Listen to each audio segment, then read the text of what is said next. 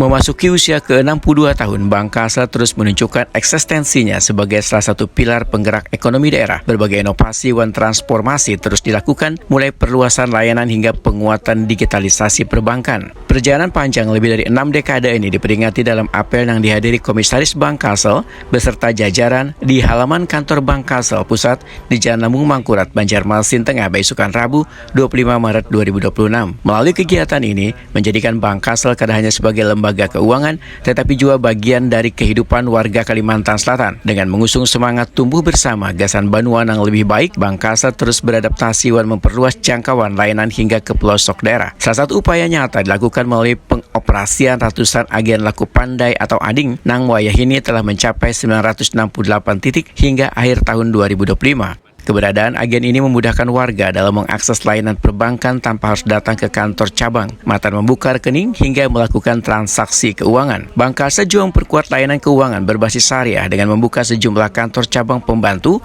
di berbagai daerah, gagasan menjangkau lebih banyak warga. Di sektor ekonomi kerakyatan, Bank Kalsel terus aktif mendorong pertumbuhan usaha mikro, kecil, dan menengah melalui berbagai program pendampingan dan pembiayaan. Langkah ini diharapkan mampu meningkatkan kapasitas usaha sekaligus memperkuat daya saing ekonomi lokal. Transformasi digital juga menjadi fokus utama dengan pengembangan layanan perbankan berbasis teknologi agar lebih cepat, praktis, dan efisien gagasan warga. Bank Kalsel juga lagi mempersiapkan menuju bank dipisah melalui penguatan sistem dan tata kelola, gagasan meningkatkan daya saing di sektor perbankan. Direktur Utama Bank Kalsel, Fahrudin, memandangkan Bank Kalsel akan terus tumbuh bersama warga dan menjadi mitra strategis dalam pembangunan ekonomi daerah. Kita menyadari bahwa kemajuan Bank Kalsel harus sejalan dengan kemajuan daerah. Berbagai upaya turut mengantarkan Bank Kalsel meraih sejumlah penghargaan di tingkat regional maupun nasional sepanjang tahun 2025.